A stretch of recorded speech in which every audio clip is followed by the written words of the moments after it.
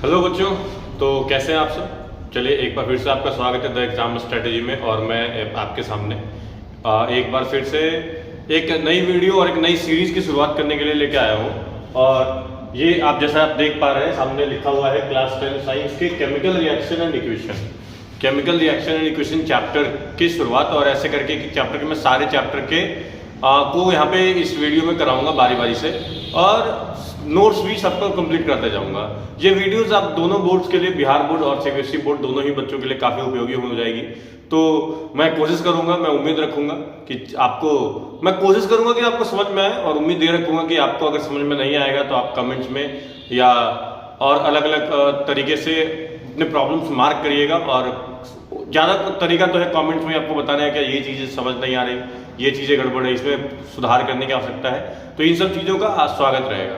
तो इस चैप्टर में हम लोग क्या क्या डील करने वाले होंगे, ये आपका चूंकि इस चैप्टर का पार्ट 1 वीडियो होगा जिसमें हम लोग डील करेंगे in both the languages, Hindi as well as English, for both the boards, to the students of both the boards, CBSE as well as Bihar board. So आज ये आपका पार्ट 1 होगा। इसमें हम लोग आज डिस्कस करेंगे इस चैप्टर में हम लोग क्या क्या करने वाले हैं, क्या कौन कौन से टॉपिक देखने वाले हैं। इनके अलावा बिहार बोर्ड के सारे जितने भी इंपॉर्टेंट क्वेश्चंस थे जो प्रोबेबल हो सकते थे, मैंने उन सबको अपने पुरानी वीडियोस में करा दिया है। तो बिहार बोर्ड के बच्चे जिन्हें एग्जाम देना है वो उन वीडियोस को देखें और अपने एग्जाम की पूरी तैयारी करें। और जो नए साल इस वर्ष 2026 से 27 सेशन में 10th में आने वाले बच्चे हैं उनके लिए ये सीरीज शुरू होने वाली है।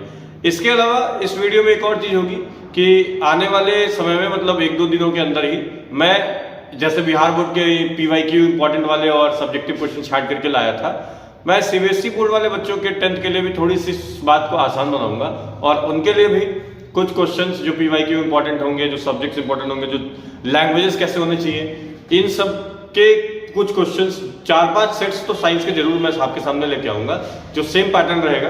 आप उसमें देख पाएंगे कौन कौन से साल में कौन से क्वेश्चन पूछे गए हैं और कौन से क्वेश्चन इंपॉर्टेंट होने वाले हैं। तो फिलहाल वो अगले वीडियो में हम लोग बात करेंगे। ये वीडियो में हम लोग क्या क्या डिस्कस करने वाले, हमारे वीडियो का पार्ट 1, इसमें हम लोग शुरू करने चैप्टर में, और चैप्टर का नाम है केमिकल रिएक्शन एंड इक्वेशन।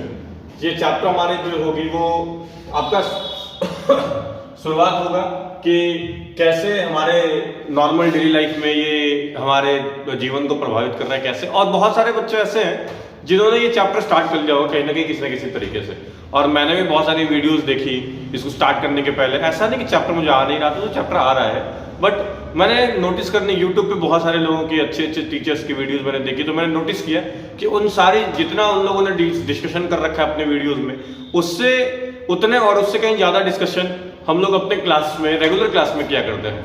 तो ये सारे वीडियोस मैं आपके लिए एक बार फिर से लेकर के आया हूं, और ये हम सीरीज में हम लोग आज इस पार्ट 1 में क्या होगा क्या नहीं होगा उसकी बात करने वाले रहेंगे।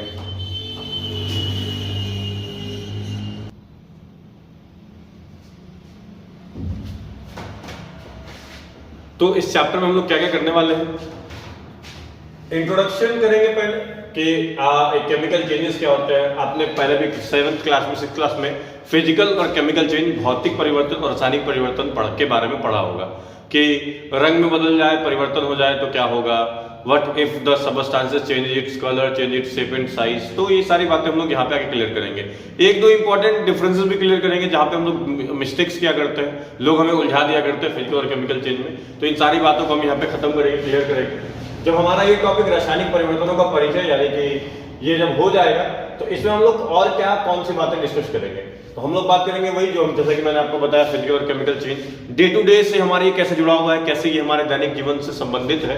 इसके अलावा आइडेंटिफिकेशन ऑफ केमिकल रिएक्शन, एक रासायनिक अभिक्रिया को हम कैसे पहचान सकते हैं, how to identify a chemical reaction, what are the indicators that help us to identify whether the reaction has taken place or not, whether chemical change has taken place or not.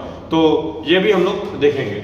इसके बाद change in the state, colour, temperature and evolution of gas, कि इन सब के एक एक examples के साथ हम लोग कोशिश करेंगे, मैं कोशिश करूंगा कि आपको उनके इमेजेस दिखाने की भी कोशिश करूं और आपको वो ज्यादा क्लियर हो, क्योंकि देखी हुई चीजें और फिर उसको पढ़ी गई चीजें, सुनी गई चीजें, आपके कई सारे एक्टिविटीज एक साथ होंगी, तो your brain will memorise it for I think permanently. इसके बाद इसमें हम लोग और डील करेंगे केमिकल इक्वेशन। जब हमारा टॉपिक जैसे जैसे आगे बढ़ेगा तो एक केमिकल रिएक्शन को how to write, how should we write, what are the rules for writing a chemical reaction, एक रासायनिक अभिक्रिया को कैसे लिखा जाता है, रासायनिक समीकरण कैसे लिखा जाता है, इस सब के बारे में हम लोग बात करेंगे। और इसके बाद एक बैलेंस और अनबैलेंस केमिकल इक्वेशन क्या होता है, फिर उसको हम कैसे बैलेंस करते हैं। ये बहुत इंपॉर्टेंट टॉपिक है, क्लास 10th के चैप्टर 1 का सबसे इंपॉर्टेंट मोस्ट इंपॉर्टेंट पार्ट में से एक जो ये लर्निंग पॉइंट है कि एक केमिकल इक्वेशन बैलेंस होना चाहिए, संतुलित होना चाहिए। तो ये सीखने के बाद ये रीजन हम जानेंगे कि बैलेंस करना जरूरी क्यों है, लोग आगे इसके पीछे क्यों पड़े रहते हैं, किताबें हो या टीचर्स हो या दोस्त हो, जो ये बैलेंस करना क्यों है, क्यों लोग इसके पीछे पड़े होते हैं, ये जानेंगे। फिर कैसे करते हैं, ये मेथड क्या है हमारा। इसके अलावा हम लोग एक मेथड और यहाँ पे सीखेंगे जिसको हम लोग बोलेंगे अलजेब्राइक मेथड, बीज गणितीय विधि जो होगी उससे भी हम लोग इसको करने की कोशिश करेंगे कैसे होता है। ये बहुत ईजी होने वाला है। इसके बाद हम लोग पढ़ेंगे केमिकल रिएक्शन के टाइप पे कि कितने प्रकार के रिएक्शन होते हैं, कॉम्बिनेशन रिएक्शन क्या है, डिकम्पोजिशन क्या है, हिंदी में संयोजन अभिक्रिया क्या है, वियोजन अभिक्रिया क्या है, और वियोजन में भी उष्मीय वियोजन, वैद्युत वियोजन, प्रकाशीय वियोजन यानी thermal decomposition, electrolytic decomposition, photolytic decomposition, मतलब सबस्टांसेस का एक से स्प्लिट होकर के दो या दो पार्ट में टूट जाना डिकम्पोजिशन सिंपल। लेकिन टूटेगा कैसे, उसका कारण क्या होगा, what would be the main cause for their decomposition, तो अकॉर्डिंग टू काउज उसको हम कैसे कैटेगराइज करेंगे, एग्जांपल्स के साथ हम लोग ये देखेंगे। और इनसे हम लोग एग्जाम के लिए और जनरल नॉलेज के लिए भी जो भी पॉइंट्स इंपॉर्टेंट होंगे, वीवीआई होंगे, वो भी हम लोग करते चले जाएंगे। आपको ना समझ में आए, मेरे हिसाब से ऐसा कोई पॉइंट नहीं होगा, मैं अपने तरफ से अपना बेस्ट देने की कोशिश करूंगा, अपना पूरा बेहतरीन जितना हो सकता है उतना ट्राई करूंगा कोशिश करने की, आपको समझाने की। इसके बावजूद भी आपको कभी दिक्कत आए तो आप कमेंट्स में बताते रहेंगे। इसके बाद हम पढ़ेंगे डिस्प्लेसमेंट रिएक्शन, कैसे एक दूसरे दो ग्रुप से एक कमजोर बच्चे को निकाल के हटा दिया जाता है। इसके एग्जाम्पल हम डेली लाइफ में भी पढ़ेंगे। और इसके बाद हम लोग डबल डिस्प्लेसमेंट रिएक्शन का बात करेंगे, यानी कि विस्थापन जो होगी और द्विविस्थापन अभिक्रिया जो होगी, इन दोनों के बारे में हम लोग बात करेंगे। ये एक ताकतवर कैसे अपने से कमजोर को हटा सकता है, चाहे वो रियल लाइफ हो, चाहे वो केमिस्ट्री का जीवन हो। केमिस्ट्री में भाई हम लोग की तरह चल रहा है, यानी यहां भी ताकतवर कमजोरों पर राज कर रहा है। चलिए आगे बढ़ते हैं। अगला टॉपिक होगा हमारा ऑक्सीडेशन और रिडक्शन का, जिसको लोग उपचयन और अपचयन अभिक्रिया कहते हैं। एक ऑक्सीडेशन और रिडक्शन रिएक्शन क्या होता है, हम लोग इनके बारे में भी चर्चा करेंगे। इस चैप्टर का लास्ट रिएक्शन है, बट बहुत इंपॉर्टेंट रिएक्शन है, इससे क्वेश्चन भी बहुत आते हैं। तो इसके पार्ट बनेंगे ऑक्सीडेशन रिडक्शन, और दोनों मिलेगा तो रिडॉक्स रिएक्शन का जाएगा। आरईडी रेड आप देख सकते हैं, आंसर खुद ही बना लिए होंगे अब तक, क्योंकि आप एक अच्छे और तेज विद्यार्थी हैं। तो रिडक्शन और ऑक्सीडेशन इन दोनों एक साथ मिलता है तो रिडॉक्स बन जाता है। और लास्ट में लोग पढ़ेंगे ऑक्सीडेशन का हमारे दैनिक जीवन पे क्या असर है, यानी कि हम लोग इस रूप में पढ़ेंगे। जैसे कि इसके अंतर्गत दो टॉपिक आएगा, एक होगा कोरोजन और दूसरा होगा रैंसिडिटी। इसको हम लोग बोलेंगे संक्षारण और इसको हम लोग बोलेंगे विकृत गंधिता।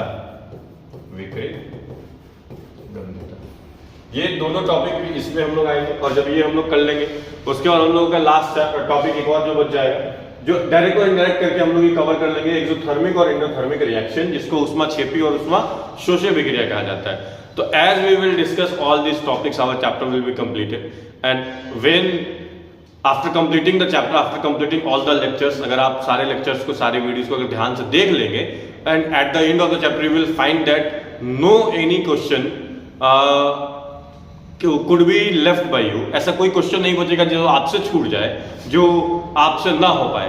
ये हमारी मतलब कोशिश रहेगी, भरपूर प्रयास रहेगा कि हम आपके इन सारे कॉन्सेप्ट्स को, इनके पीछे के कॉन्सेप्ट्स को, इनको याद रखने के तरीके को भी डिस्कस करता चलो। और आप दोनों ही बच्चे, सीबीएसई बोर्ड के बच्चे हो या बिहार बोर्ड के बच्चे हो, जो भी ये वीडियो देख पा रहे होंगे, उनके लिए मैं नोट्स भी प्रोवाइड करा दूंगा, हाइब्रिड नोट्स इनको आप कह सकते होंगे। एक पेज इंग्लिश और एक पेज हिंदी का अल्टरनेट करके हर टॉपिक के बाद मैं आपको देते चला जाऊंगा, आप स्क्रीनशॉट लेते चले जाइएगा और इस प्रकार से आपके नोट्स भी कंप्लीट होते रहेंगे।